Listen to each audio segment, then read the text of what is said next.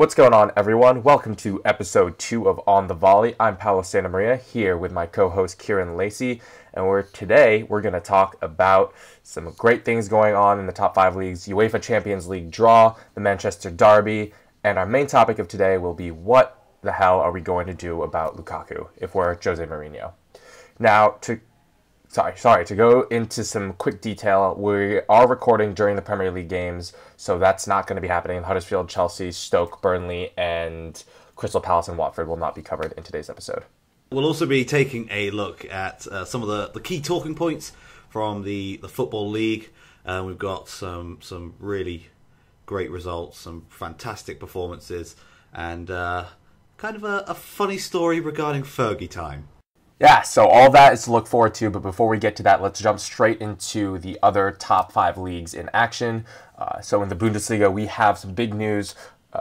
Peter Bosz was fired from Dortmund. They hired Stöger as their new coach. Hopefully he can turn things around, but they currently sit in 8th in the Bundesliga. They're very, very much behind the leaders, Bayern Munich, as well as the second place, RB Leipzig. Obviously, Bayern Munich had some trouble to start the season, but they're now surging. They've won 4 out of their last 5 games, and they're 35 points, 8 clear ahead of second place. So monitoring the Bundesliga going ahead, looks like Bayern's going to run the table again, but we should see a pretty interesting race for the 2nd, 3rd, and 4th Champions League spots between Leipzig, Schalke, and Mönchengladbach. Moving on to Serie A, we had a marquee matchup this weekend between Inter Milan and Juventus. It went pretty poorly for Juventus, who were at home and they were unable to secure the 3 points. They played a 0-0 draw. Fantastic goalkeeping from Samir Handanovic, defending from Chiellini. They started Szczesny in goal over Buffon. It was just a very grinded out type of game, and Milan should be very happy. They're on a 5-game unbeaten run at least in terms of their most recent form, and they are closing in on the best goal differential in the league. They're 4 goals behind Juventus currently, 1 point ahead of Napoli, 2 points ahead of Juventus, and 5 points clear of Roma. All 4 of those spots are Champions League spots as well in Serie A. Moving on to Ligue 1, we have the current domination of PSG. After losing 1 game to Strasbourg, they have rebounded quite quickly, and they are now top of the league again, extending that lead to 9 points over Lyon and Monaco. Monaco had a cracking game this weekend. They were able to come back from 2 down to win 3-0 to stay in that 3rd Champions League spot from Ligue 1. PSG did suffer a defeat in the Champions League to Bayern, but they had the group all but wrapped up, so they go ahead as leaders in that group. And in La Liga, we had Real Madrid making a statement. They won 5-0 against Sevilla, Ronaldo notching a brace, I believe, if not a hat trick. I'll have to double check that. And Valencia played Barcelona in a very, very tight game. Sorry. But Valencia dropped points, and Barcelona won against Villarreal in a tight game that saw them extend their lead to 5 points. And overall, I think it's looking like it is going to be a race between Barcelona, Valencia, Atletico Madrid, Real Madrid, now that they're back in contention. So that's something to monitor. But with Dembele coming back soon and Suarez picking up form, it looks like this is Barcelona's table to run. And into that, we have some exciting Champions League matchups involving many of the teams that I just mentioned, and Kieran will tell you a lot about them. Yes, so the Champions League draw was earlier this week on Monday, and there were a number of really, really, really good matches.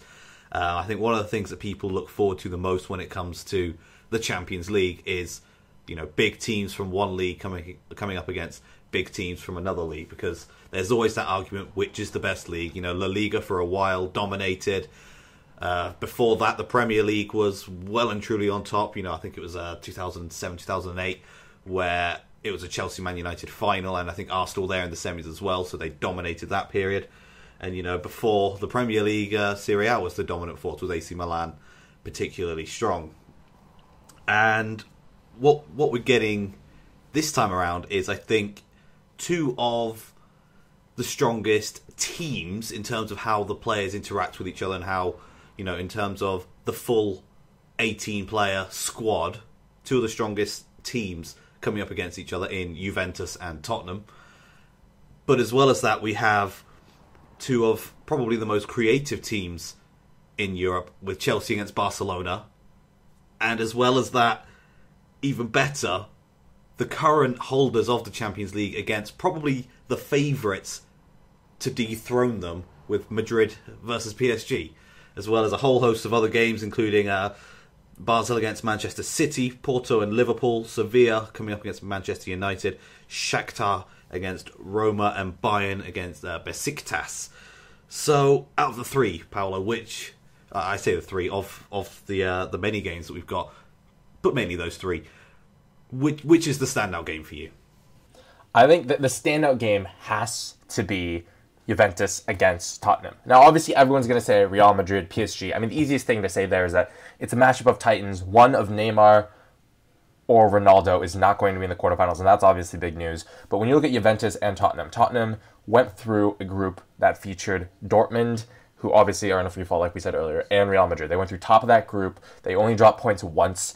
They had some of the best goal differential in the entire Champions League, and they're coming against the Juventus side that is doing well in Serie A. They haven't quite found that same dominance, but this is a matchup that could see a lot of things happen. I mean, is the Premier League really back? I mean, you can't really look at it in any other way, almost. I mean, you have to look at the Chelsea-Barcelona game. You have to say, okay, Barcelona have been one of the best teams in Europe this season. Obviously, previous matchups have been quite incredible. Lionel Messi has never scored against Chelsea, but Barcelona are the overwhelming favorites. Here with Juventus and Tottenham, you see two teams that form might change, but right now they're looking like they could play a very even matchup. And it's really a true test where it's not an underdog Premier League team against a very, very highly favored European team. It's Juventus, Tottenham.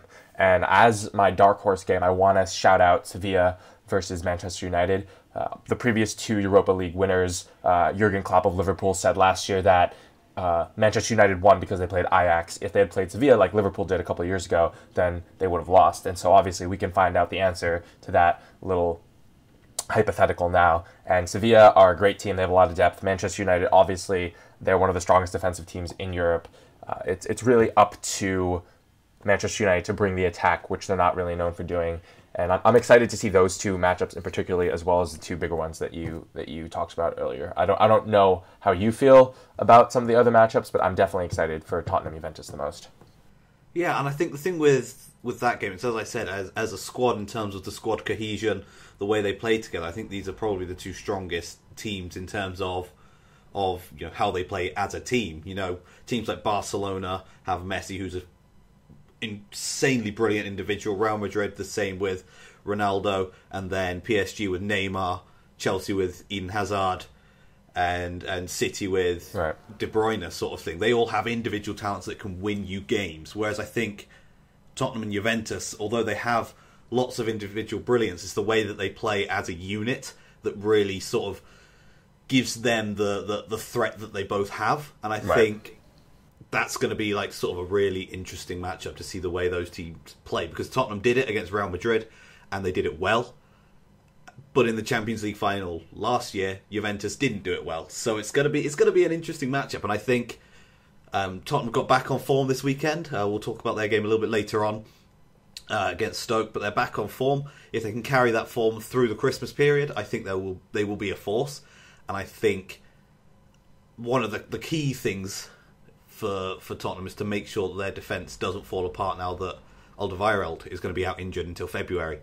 Obviously, there is the chance he'll be able to play in those games, but is he going to be back up to full fitness, back up to full form, that kind of thing? And I know they brought in Davinson Sanchez, who's had a decent season, a couple of sort of rash challenges in there. He had that red card not too long ago. But he's doing quite well. Obviously, Vertonghen's a great defender.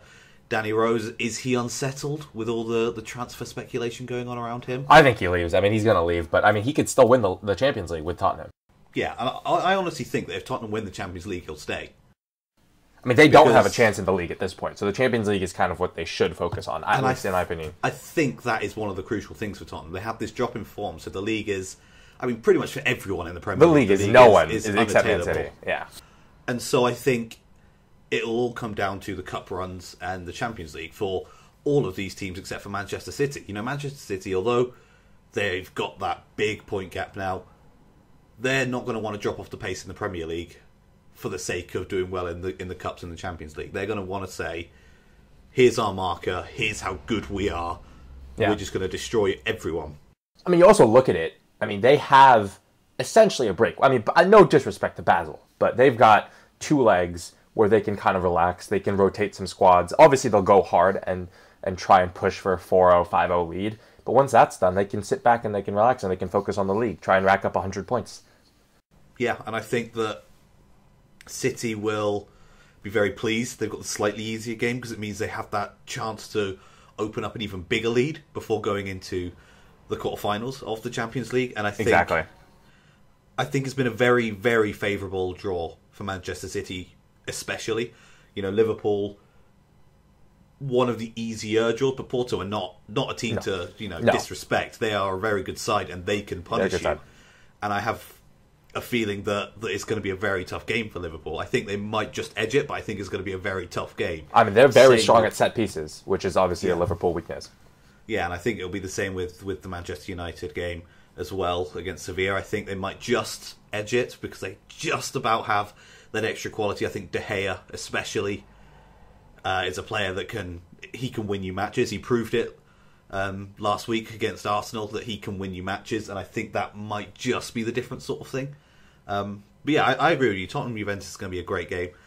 Chelsea-Barcelona is another one. A lot of people saying that, well, maybe not a lot of people, but a few people saying that Hazard needs to step up.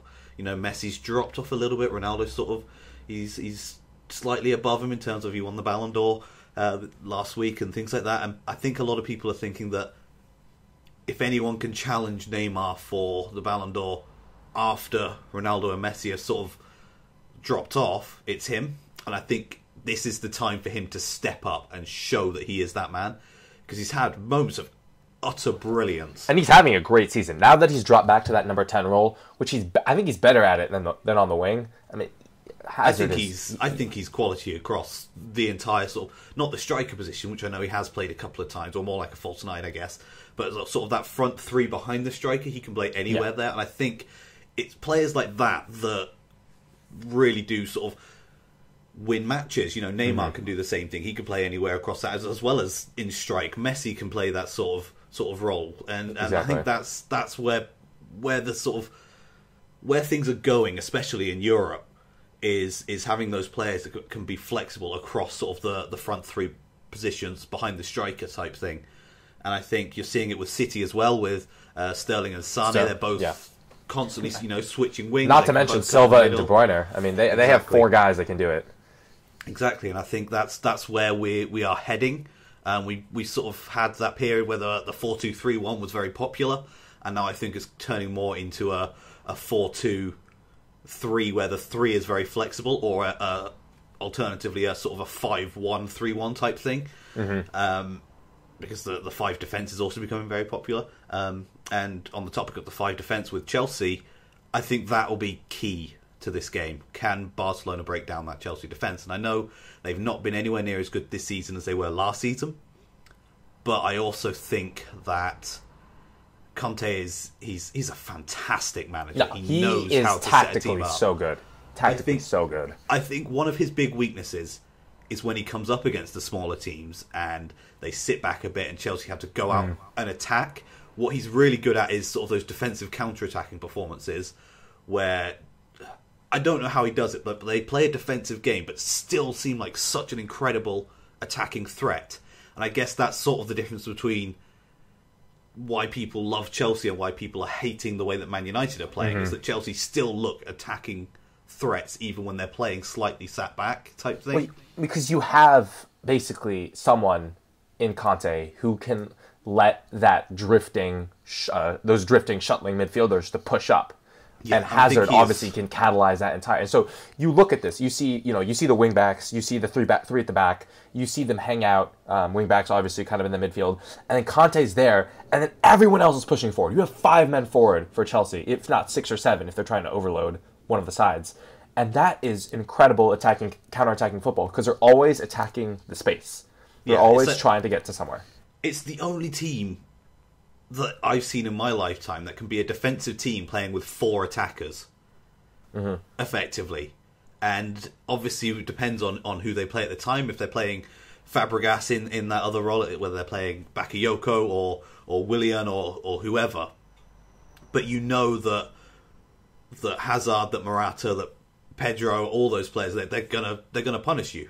And I have to say, I think defensively, this is one of the weakest Barcelona sides we've seen for a long time. Since the days, since they've lost, Puyol, it's sort of slowly gone downhill. Mascherano's now.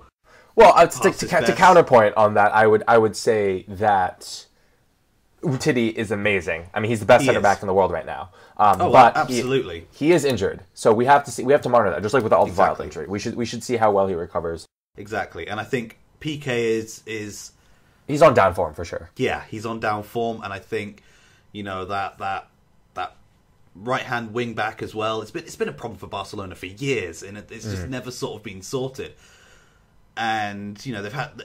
Don't get me wrong, they've always had decent players in there. They've not had world class players, and that. Dani Alves. Since Dani Alves left. Since Dani Alves left, yeah. And I think that is where Chelsea will target.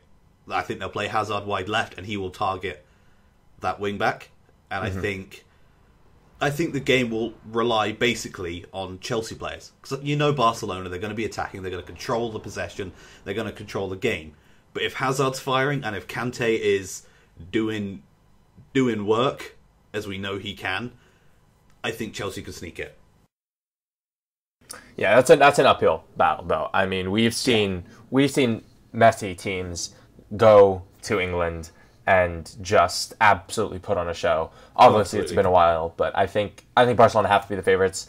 Of course, Real Madrid, PSG, not much to say about there. It's a toss-up. We'll have to see what their form is in the future. I mean, you have to give respect to Real Madrid and say, Ronaldo, Kroos, Modric, Marcelo, Benzema, Bale, this whole team. You have to give Ramos. You have to give credit. Like they're going to come prepared. They're going to come to play. Will the PSG players be on that same form? Will they all play to the same level that Neymar does? And that's going to be the difference. Yeah. Okay, so let's move on to the Premier League now. We've had a bumper weekend of some really great Premier League games, including two major Premier League derbies. Oh, yeah. With the Manchester derby and the Merseyside derby. Both of them interesting for different reasons, I think. For sure. But we'll start from the beginning of the weekend. We started with what was the first game? Was it Chelsea Newcastle? Yes. Sorry, Chelsea West Ham. Sorry, they dropped points. Chelsea lost. So not much there. I mean, obviously Chelsea dropping points is a big deal. Bournemouth and Palace drew it out. I mean, that's a relegation battle if I've ever seen one.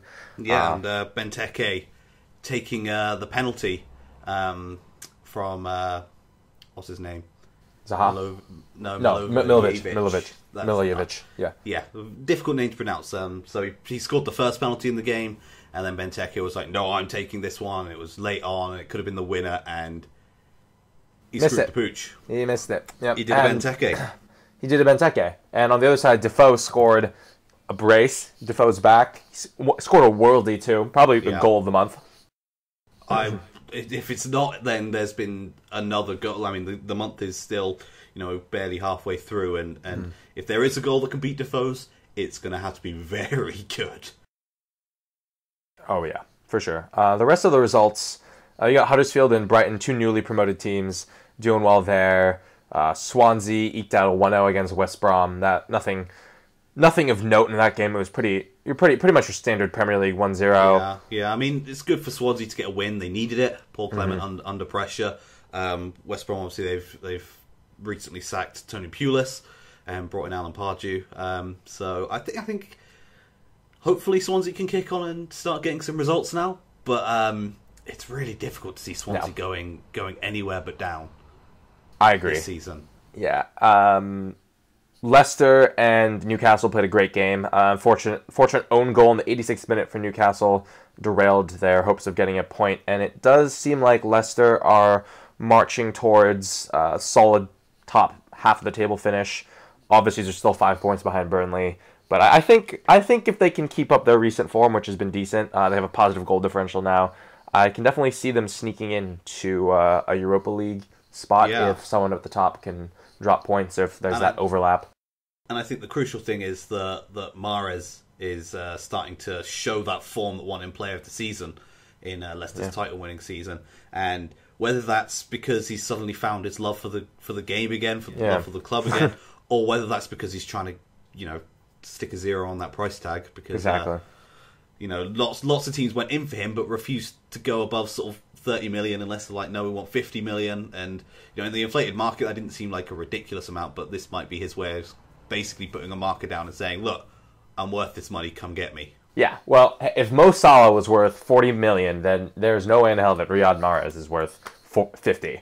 I think the thing is, Liverpool were very smart with their transfer business and got it done early, before the Neymar saga. I think if they'd have signed Salah after Neymar had left, it would have been an extra 20-30 million on his price tag. Probably.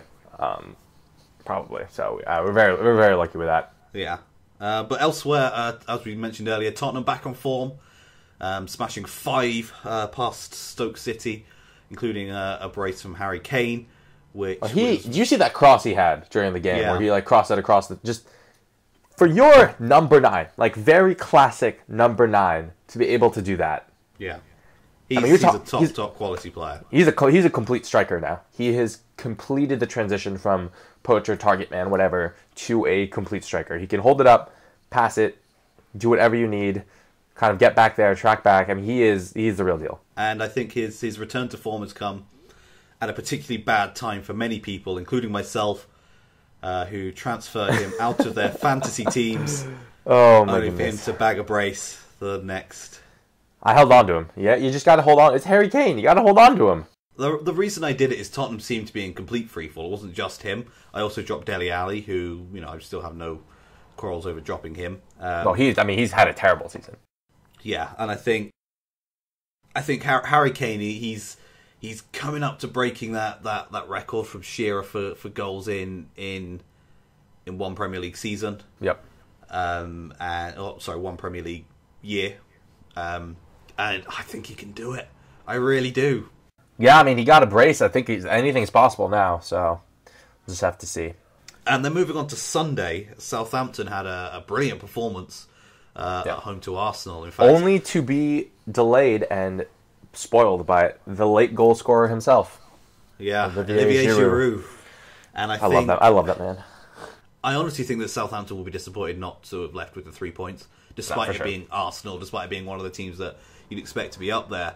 Southampton, they've hit a little bit of form at the moment, and they're starting to show that maybe they're not this boring sort of average mid-table Premier League side. They did really well. They had all those horrible years. They dropped all the way down to League One, rebuilt, came back up, they brought up with them players like Ricky Lambert, Adam Lallana, Jay Rodriguez, some fantastic players who all got stole by Liverpool. Yep. And then brought in great replacements with Sadio Mane, for example, who also got stole by Liverpool.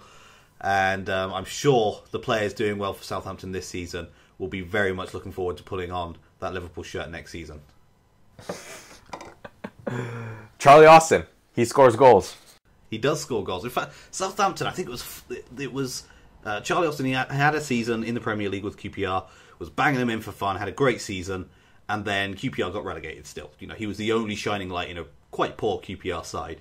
But there were price tags floating around everywhere, 15 million, 20 million, 25 million, possibly even more, that teams wanted to pay for, that QPR wanted for him, and teams were sort of like, maybe not. History of injuries, things like that. And then literally a season later of him being down in the Championship, because QPR wouldn't take less than, I think it was 20 million, something like that, Southampton paid £4 million for him. And he's a top quality striker in that he's sort of like, I don't want to, be rude, but he's sort of like a budget Harry Kane. You put him in the team, he will score you goals. That is one way of putting it. And I think Southampton need to start playing him as their main striker. Shane Long is an okay player, but he doesn't score like Charlie Austin does. But let's move on to the two big games, and one of them you weren't best pleased about. No, the Merseyside derby. Obviously, Everton are pleased about it. They come into Anfield, they get 1 point, take 2 points off us. Obviously, there's a controversial decision, bad defending, blowing a lead, classic Liverpool style. Moment of brilliance from Mo Salah. Clearly, the November Player of the Month in the Premier League. He just won that BBC African Football of the Year as well. He's in the running for Golden Boot. It's going to be him and Kane. It has to be those two in the running. And I think it comes down to poor defending. But that is almost secondary to the Mane chance. For those of you who missed the game somehow, he was basically through on goal, had 3 players, all on sides, and he could have squared it. Pickford was should have squared it. Pickford was having a great game, so I don't even know why he tried to shoot it. Not only did he try to shoot it, he shot it with his weak foot, and it went completely wide. I mean, it looked like a defender shooting it on FIFA. It was such a bad shot. And he could have squared it to anyone, and it would have been a goal. Yeah, he had a number of players. It was, Salah was one of the players up there. Who else was it? Oxlade-Chamberlain and Solanke.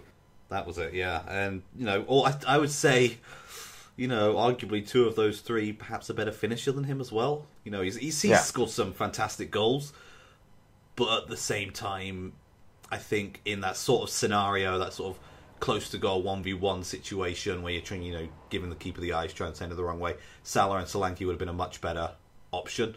And Oxlade-Chamberlain on his day as well. He could have gotten the rebound. Likely would have gotten the rebound if Pickford had saved it. Exactly. And obviously the dubious penalty as well, that the 2 of us disagree on whether it was a penalty or not. But we do agree that you need to be in a situation where that call doesn't matter. Exactly. And I think the main thing is whether it's going down softly or not, and whether Lovren did raise his hands or whatever. It should have been 2-0. It should have been game over by that point, and it wasn't. And at the end of the day, Lovren shouldn't have been in the situation where he felt the need to, the way I see it is he knew it was 1-0. Calvert-Lewin's on good form, and so he probably thought, I need to do something to stop him getting the shot away. What he did was the wrong decision, obviously. Mm-hmm. But he shouldn't have had that thought process. It should have been, right, I can play it safe. We've got that 2-goal cushion. And he didn't have that. No. And the frustrating thing about this is that if we had won by the 2-1 scoreline that we should have won by, we would be 3rd in the league right now. We have more goals scored than Chelsea. Yeah. So we'd be tied on goal differential. I think the next tiebreaker is goals scored, I'm pretty sure. Yes. And then we would have been 3rd. And now we're only a point above Arsenal and 2 points behind Chelsea. Obviously, we don't have a tough schedule coming up. We have West Brom, and I don't think Chelsea have a tough schedule either. So I think we'll see mostly that 1, 2, 3, 4, 5 kind of shuffle a little bit throughout the season with City on top. Yeah. And before we move on to our sort of the title game of our podcast this week and our title story of what to do about Lukaku, we'll just do a quick roundup of some of the big talking points from the Football League. There are a few sort of key points. For example, in the Championship, we've got Kemar Roof scoring a hat-trick for Leeds United to give them a 3-1 victory against QPR in League One. Slight liberties taken by myself to make this decision to have this as our focal point, because I'm an Oxford United fan, but it'll make sense once you hear it. Doncaster Rovers manager Darren Ferguson, the son of the great Sir Alex, suffered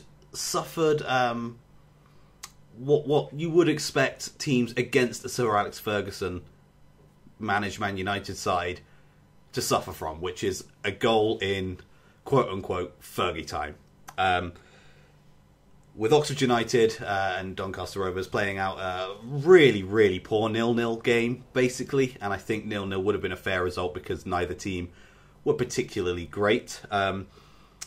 It was a game of poor refereeing, with Oxford not being given a penalty that should have been, and then being given a penalty for a foul outside the box, and then the penalty was missed. It was a mess all over the pitch. But in the 96th minute, 3 minutes past the 3 minutes initially said to be added on, but we'll get into that in a moment, up steps, a player who, for Oxford United, was said to be not good enough for League Two. He came up through the Oxford United youth ranks, and people were saying when Oxford were in League Two, he wasn't good enough for League Two. But Josh Ruffles has proven himself this season, time and time again. Up he steps, 35, 40 yards, and fires it towards the goal. Practically the last kick of the game, and it rifles into the bottom corner, and Fergie time puts down Fergie's son. And it was a beautiful, beautiful moment. Poetic justice in some way. It was. And Ferguson was very, very unhappy about the decision. But the referee made the right call, because with injury time, it's a minimum of 3 minutes of added time type thing. And then there was an injury in injury time. Which is the 3 minutes added on.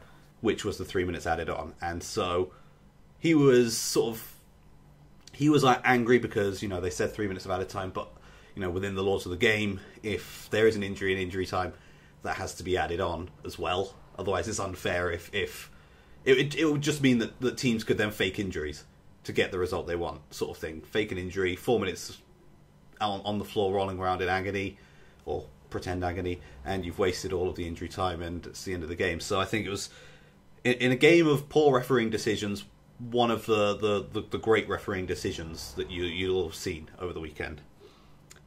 And then our talking point from League 2 this week, after I've had my moment, is there is a team in League 2 who have scored as many goals this season as the great Manchester City. Luton Town, who top League 2 at the moment, are absolutely flying, scoring goals left, right and centre, and both sides have scored 44 goals this season. Before the weekend, in fact, Luton had higher goals scored, but they only scored the one at the weekend, whereas Manchester City got the two.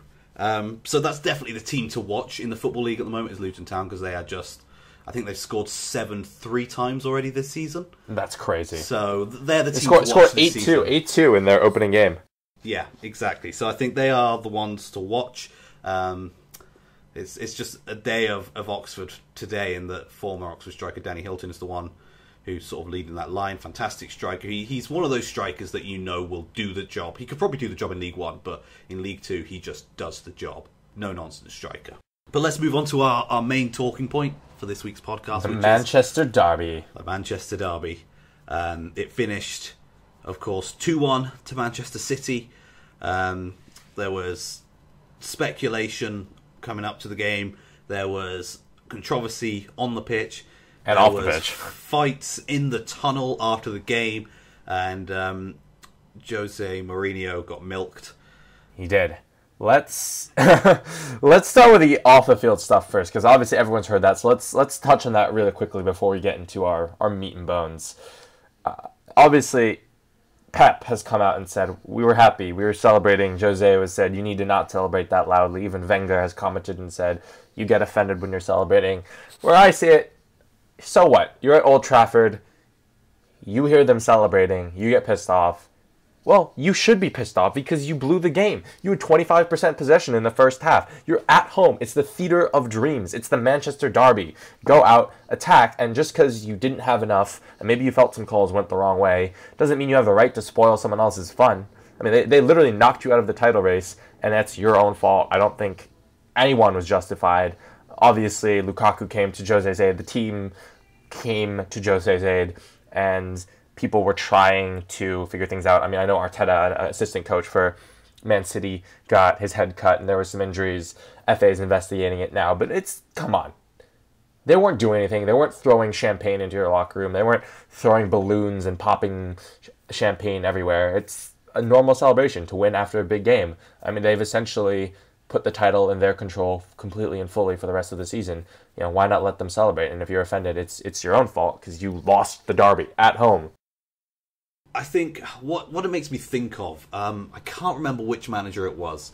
It was a while ago, but I just remember in the post-match interview or in an interview sort of a couple of days after the game, it was a similar situation. It was a big game, and I really wish I could remember the game, but it's just completely slipped my mind. This was, as I said, I'm talking a while ago, where it might not have even been Premier League, to be honest with you, with my knowledge, my basis being in the Football League. The opposition, they were celebrating quite loudly because they won a big game, and the manager, rather than doing what Mourinho did, going in, complaining, yelling, things like that, he basically opened the dressing room door and rather than doing like a team talk or like a post-match talk with the players, he basically let them listen to the opposition celebrating, and basically said to them, that should be us, but you failed out there, sort of thing.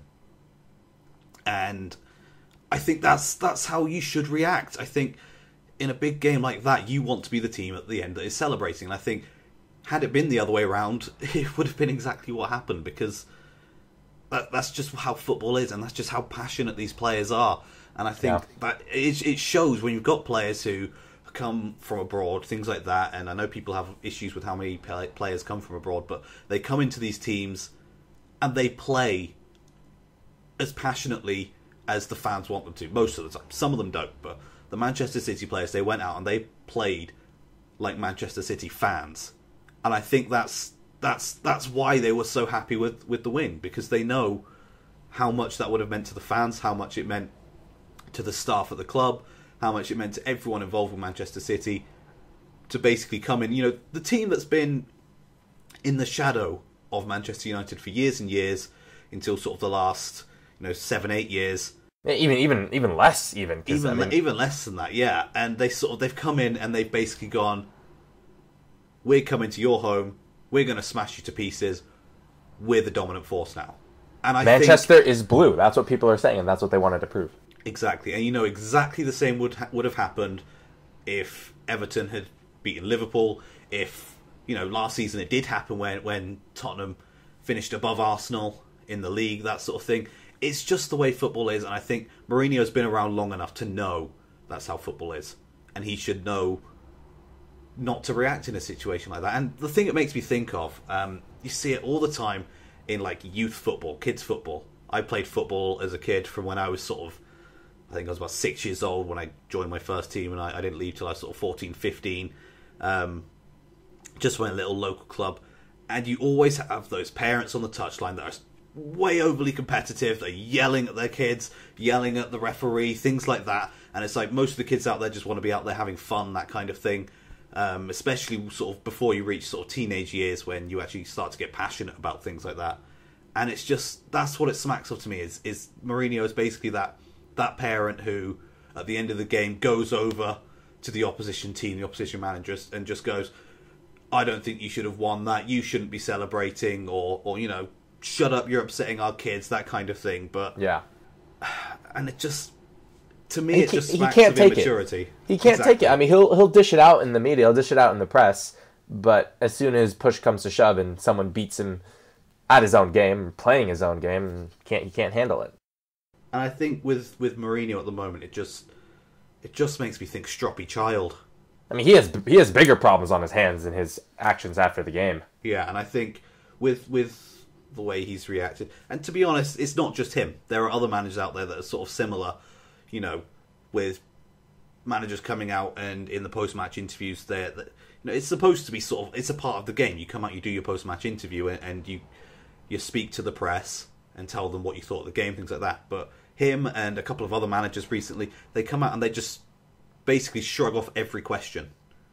And it's just like, they say, oh, no, I'll get a fine if I talk about that. And it's like, but at the end of the day, the fans want to hear you passionate. They want to hear you come out and say, I don't think that we should have won, or I think this is why we didn't win. This is what we're going to work on. This is what we did well. This is what we did badly. They want to hear that. And yes, I know that journalists, they like to trip managers up. They like to try and get their story. But at the end of the day, you've just got to spin it in the way you want to spin it. And, if they try and bait you with, oh, what about this refereeing decision? What about that refereeing decision? That's when you just say, I don't want to talk about that. I want to talk about this. You don't just shrug it off and act like a moody teenager, which is, I think, where some managers are going nowadays.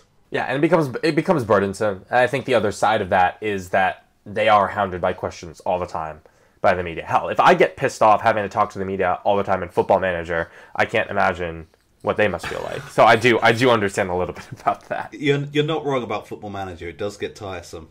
But at the same time, when we're playing Football Manager, we aren't getting paid monstrous wages. We aren't in charge of some of the biggest clubs in the world. That is true. They could at least suck it up for that. And I think that is kind of leading into our next point. That Mourinho's problems extend far beyond what his interactions with the media are. Absolutely. So obviously, let's put a little asterisk on. Let's indulge the Man U fans for a second. So they don't have Pogba. But Pogba can't be your whole team. You can't just sit back and wait for Man City to bend you over just because you don't have your best player. And I think the main thing for Manchester United at the moment is they've brought in some very expensive players in Pogba, in Lukaku, and they basically made a statement when they brought in Lukaku saying, look, Chelsea wanted this guy. We went and got him first because we want to win the league. And he started brilliantly. He scored something like 11 goals in his first 10 games. Yeah. And then he just fell out. He just turned into Fernando Torres at Chelsea. And even worse, he's assisting the other team. Yeah, and I think it says a lot that there are two key moments in the last two games against Arsenal and against Manchester City where Lukaku was in his own box and either nearly or did contribute to the opposition scoring. And it's like he's supposed to be doing damage in the box, sure, but in the other box. And you saw he is just missing these chances. I mean, I was reading, people are saying, oh, it's Mourinho's system. But Mourinho's system doesn't make you miss a sitter right in front of goal. I mean, Ederson is right in front of him at the end of the game. Like 2 minutes before injury time. And he shoots it right at his face. You have to compliment Ederson on not so much the first save, but the second save. The second save was brilliant. But Lukaku, I mean, Alan Shearer, I remember, was saying it on Match of the Day on Sunday. And, you know, he was asked, but isn't it just a great save? And Shearer goes, yeah, it's a great save. But if it was me in that box and I didn't score that goal, I would be killing myself right now. I would be thinking about it every single day until I scored my next goal. And I think that is possibly what's going wrong with Lukaku at the moment, is he's thinking about every miss like that. Or maybe it's the opposite, is that he's just not caring that he's not scoring the goals. But at the end of the day, there is something going on, and I think it must be a mental thing that is stopping him from being confident in front of goal. Because he looks like someone who doesn't want to be on the pitch. Yeah. So what would you do if you were Jose? What would you do with him? What is the tactic here? What's the Lukaku problem? The solution to the Lukaku problem? I think at the end of the day, Lukaku is a player who has a massive price tag on his head. Started really strongly and dropped off, and now he needs, as I said, the work mentally rather than on the pitch, rather than in the training ground. He needs something mentally to help him, and I think he needs that motivation. And I think to give him that motivation to put 100% into training, to put 100% on the pitch, he's not going to get it if he's playing week in, week out. At the moment, he's getting on the pitch, he's getting all those appearance bonuses, everything like that. Manchester United have a strong attacking force. They've got players who can play strike that sort of haven't been in Rashford, in Martial, players like that.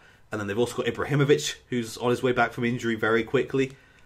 And I think that if they were to drop him for a few games, maybe it might sort of jog him into really sort of going all out and showing what he can do. Sometimes it doesn't work. Sometimes it can just completely kill off a player, which if you've paid as much as Manchester United have, that's probably not a good thing.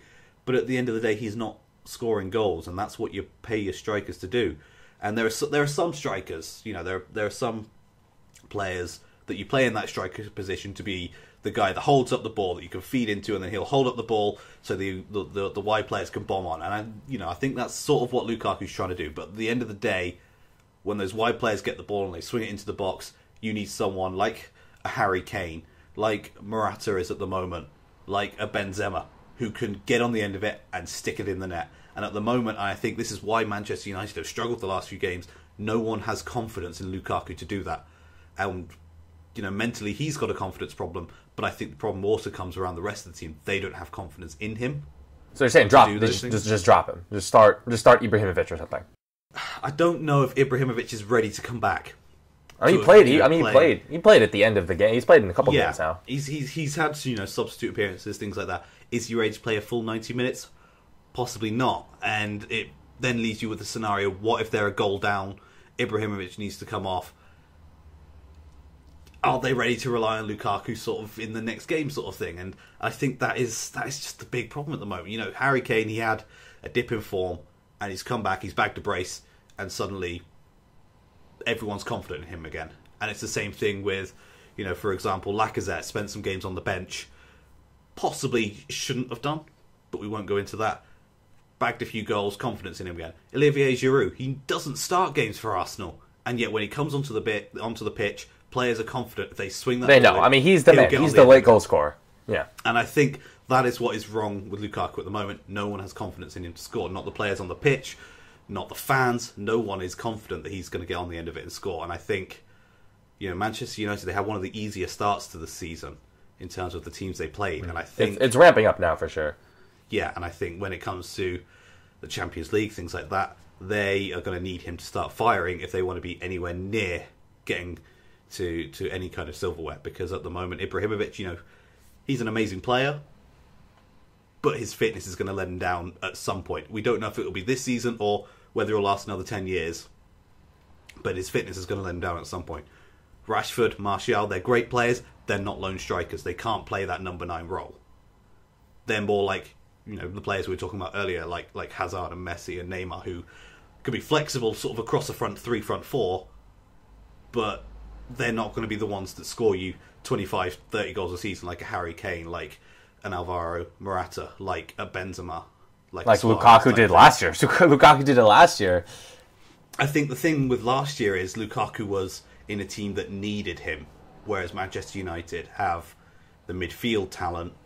They can get the goals. They've got the other attacking talent. And I think the thing is, because the other players don't have the confidence in him, but they've got the confidence in other players on the pitch and in themselves to get the goals, and that's where the difference is. Everton didn't really have anyone else to bag the goals, so Lukaku had to be the one.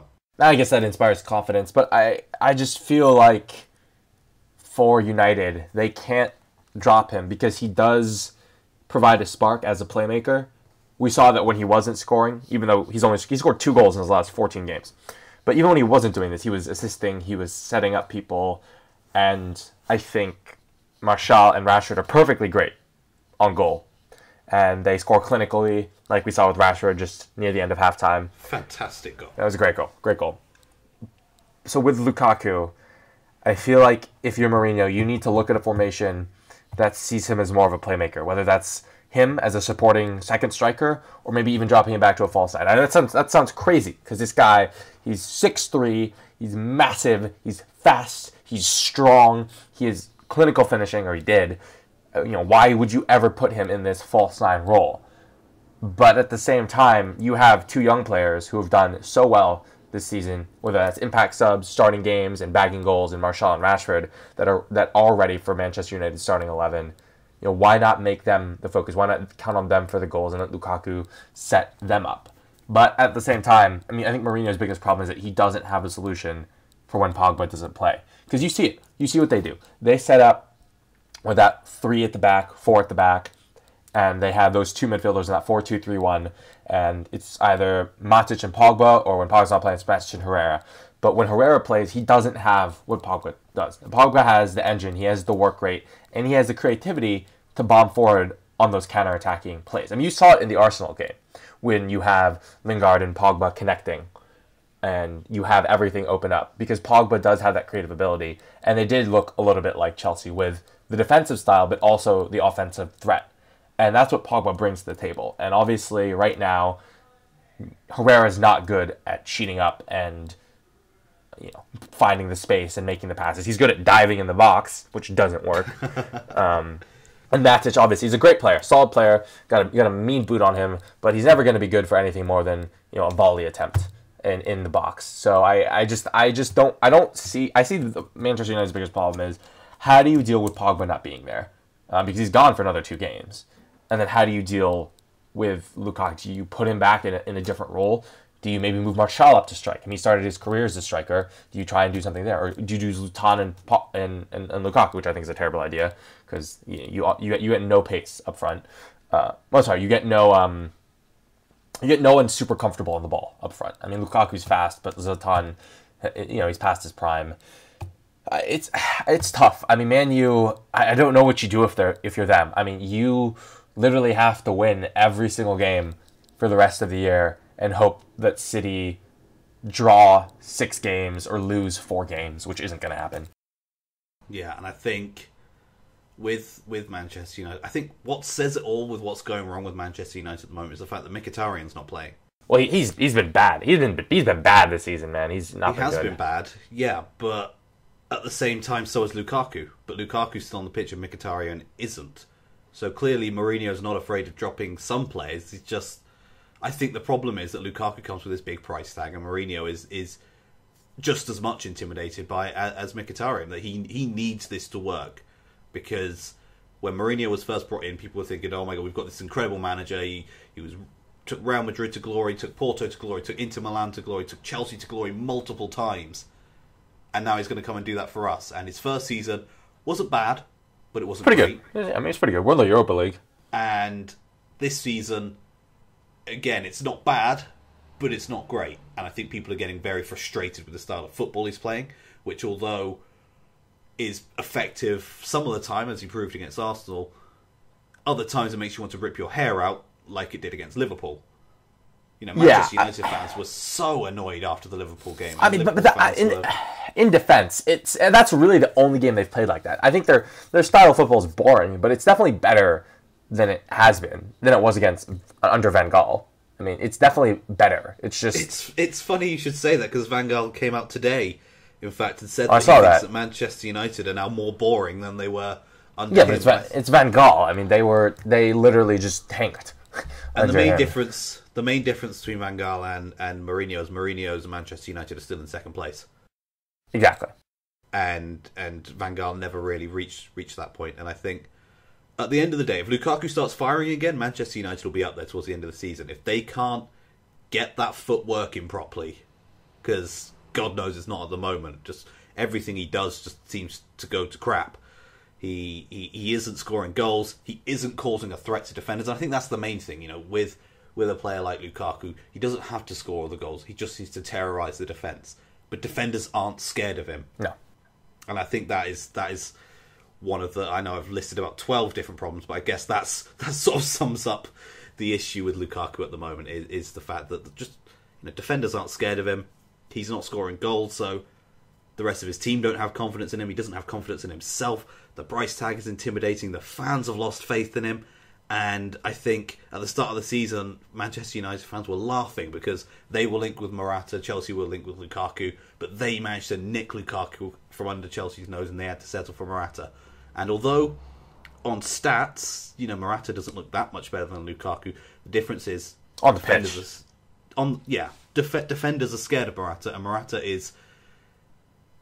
He's causing them problems. Whereas Lukaku, I think at the moment, defenders are quite happy just to let him sort of potter about doing his own thing, because he's not causing a threat.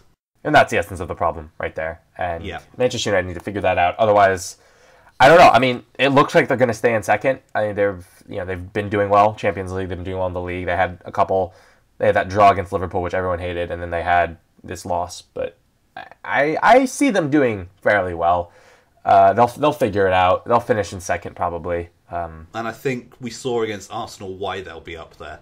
And it's a man who has a golden glove. And he will be the one, you know, he's the one that's going to help them grind out the victories against the lower teams. You know, Chelsea just lost to West Ham. De Gea is the kind of... And I know Courtois is a very good goalkeeper. He's not the level of De Gea. No one is. No one is right now. De Gea is a class above right now. When Ibrahimovic is completely back from injury and back up, I don't want to say his best, but, you know, as good as he can be at the level he is, which is still very, very good, I think they'll definitely be up there. It's just whether... Like, if Lukaku stays firing, they'll take second. I have confidence in that. If they can get him back. But as it is at the moment, I can see teams like Liverpool, like Chelsea, because they've got that attacking threat with Salah, with Morata and Hazard, and maybe not so much this week, but Mane and all those sorts of players. Coutinho, gotta give him a shout as well. I think that is the big difference is the attacking players. Although Mane had a howler at the weekend, there's confidence in them, and I think that could be the difference come the end of the season over who finishes second, third, fourth, and possibly even fifth. And that's really the unfortunate thing, that this is the race in the middle of the table right now, the last spots of the top 5, because it's all but wrapped up at the front. And I just credit to City, again, before we get into our team of the week. Just credit to City for grinding out wins. I mean, even when they're not playing their best. I mean, I don't think anyone will say they've played their best in their last 3 games, needing late winners, but they're winning games, and Pep's system's working. Like you said, they're celebrating with joy, with passion, like the fans, because they are a team now, and that's scary. That is truly something scary. And I think with the way the Premier League's gone, whilst it is kind of dull that City have run away with it, I think it will make it more exciting for the Premier League teams in the Champions League, because I think they're going to put a little bit more into it than they have done in the recent seasons, because the title race is over so early. Yep. So let's see what happens there. And coming in, we've got our roundup of the week. Would you like to shout out your EFL Player of the Week? Yes, so the EFL Player of the Week is a feature we're going to have every week. Obviously, my knowledge base is from the English Football League, being a fan of a League One side who have been everywhere in the Football League, including out of it in the conference. But it's a man that I know a lot about. He spent a year and a half at Oxford United, scored a fabulous brace against Swansea City in a shock sort of League Two versus Premier League FA Cup game, where Oxford United came away 3-2 winners. And then got a big money move to Leeds United, where it's not quite gone the way he wanted so far. I still think he's a fantastic player, and when played in his favourite position, which is something Leeds haven't done quite as often as I think Oxford fans would like, especially. But he played in his favourite position this week against QPR, bagged a hat-trick, had a fantastic game. Our EFL Player of the Week is Kemal Roof. Very nice, very nice. Kemal Roof, Leeds United, looking good as well. So he's in the midfield, actually, because we do have an overload in attack. So we have 3 attackers, 4 midfielders, and 3 defenders. I say that he needs to be played in his favourite position of striker, and then we put him in the midfield because we've got too many strikers this week. Yeah. It's all about the strikers this week. It is. We mentioned him earlier. It's Jermaine Defoe scoring a brace for Bournemouth to draw level with Crystal Palace, score that worldie goal of the month. Flanking him, we have 2 players who a lot of you probably wouldn't have heard a lot about. But we have Niels Petersen of Freiburg FC. They are very close to escaping the relegation zone in Germany, and they had a very, very great 4-3 win over the weekend where he bagged a hat-trick, 2 pens, and a goal. And like I mentioned earlier, in Ligue 1, we have Monaco charging back from 2-0 down at halftime. Guido Carrillo scored 2 goals, the equalizer and the leader, in a span of 4 minutes after the 86th. To give Monaco the 3-2 win and keep them rooted in that second position.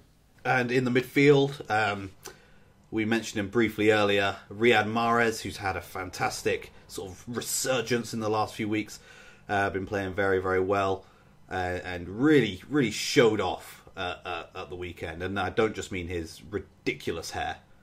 God, it's so bad. It's so bad. But as well as him, another sort of wing player who I think is a little bit, I don't want to say underrated. Tottenham fans rate him very highly. But outside of Tottenham, I don't think people appreciate just how good this man is. If you play FIFA, you rate him. Oh yeah, absolutely. But Son for Tottenham had a fantastic game. He ran the show, and basically, Tottenham scored 5 goals. If he wasn't in the side, that may have only been 1 or 2, because he was that good at the weekend. And another player that we all want to appreciate is Toni Kroos. Speaking of FIFA, they've given him a horrid FIFA rating of 50 pace this year, which makes him one of the slowest players in the game. Absolute insult. He was part of Real Madrid's 5-0 win against Sevilla, like we said earlier, and he had an incredible run, starting from just beyond his halfway line, came all the way through, laid it off, got it back, and just buried it in the goal. He's a great player, incredible pace, incredible stamina. He uses all of his skills very conservatively, very judiciously when he needs to, and he is probably, right now, still the best midfielder in the world, right up there with De Bruyne this season, and you can definitely make an argument between the two, and Kroos had a fantastic showing this weekend. And in defence, a man who was very much sort of on the edge of is he good enough, is he not good enough for Manchester City, has come absolutely clutch this season, been fantastic, bagged 5 goals. It's Otamendi, who scored again, like a goal a striker would be proud of. Yeah, fantastic great finish, goal. little first time finish, and he was able to bag it in. That was a winner, And he was actually assisted by another Man City defender. Spent £75 million on him from Everton. He is Lukaku. He also assisted another goal. In all seriousness, we're actually giving this to Bunassar. I'm sorry if I mispronounced that, but he plays for Marseille. They had a great showing over the weekend, a 3-0 win against Saint-Etienne, and they are doing well in Ligue 1. They'll probably qualify for the Europa League, if not the Champions League. And that leaves our last defender from that Derby d'Italia. Very quickly gloss over it due to the content this week, but Chiellini, he kept Icardi in his pocket all game, kept the attack of Inter in his pocket all game, really held down that Juventus defense, especially without Buffon in goal. So, shout out to him. Shout out for keeping it 0-0. But again, they probably would have liked a 1-0 or 2-0 win at home. And that leaves our goalkeeper. And that was stopped by the goalkeeper in the opposite goal, Samir Handanovic, who he had a fantastic game. The ripe age of 37. Yeah, I think goalkeeper is one of those positions that some of them just seem to hit their peak when they get into their sort of mid-30s. Buffon has done it, and Handanovic is another one who's doing it. Petr Cech, it's just like you understand the game better, I feel like, at that time, and you just know. You're more familiar with things. Exactly, and rightly so. Kept Juventus out, which is no mean feat. Kept that score at 0-0, and I think he will be crucial if Inter Milan go on and do seal Serie A this season. And that's probably the most exciting race over the top 5 leagues. Like we said, City's pretty much wrapped up the title. Bayern, Barcelona have a 5-point lead. PSG are going to win Ligue 1. So really, the title race is just down to Serie A between Juventus, Napoli, Inter. We can see if Roma can stick in there. So always like including them in our team of the weeks. Absolutely. And now the difficult decision for you, Paolo. We've had our EFL player of the week. Of our team of the week, who is your player of the week? Well, I'll just jump right on your bandwagon and say it's Kemar Roof. I mean, you look at what he did in this game. Leeds United is a side that is they have a lot of clout, they have a lot of history, and they've definitely been struggling to kind of make that leap in the championship. But thanks to their 3-1 win, thanks to Kemar Roof's hat-trick, they were just 4 points back of Sheffield United in those playoff spots. And if this form continues, if Kemar Roof can be played in strike more, maybe they can climb their way up. Because you've said it millions of times, but I think our viewers, our listeners would definitely like to hear that the Championship is the most competitive league in the world. Right now, Wolves and Cardiff City have it on lock at the top, but there's one more spot to come up, and that is just wild. Between there are 6 teams that could qualify, 8 teams that could qualify for the playoffs right now, realistically. So we'll see what happens. Leeds United, led by Kemar Roof. Shout out to them. And that is the end of On the Volley, episode 2. What to do about Lukaku? That's a wrap of the show. Thank you very much, Paolo. You as well, Kieran. Always a pleasure. We will be back next week, where we'll be taking a look at the midweek games that are currently ongoing as we record, and I'm sure as I edit as well as the weekend's action across all of the top 5 leagues, as well as our EFL talking points and any other big news stories.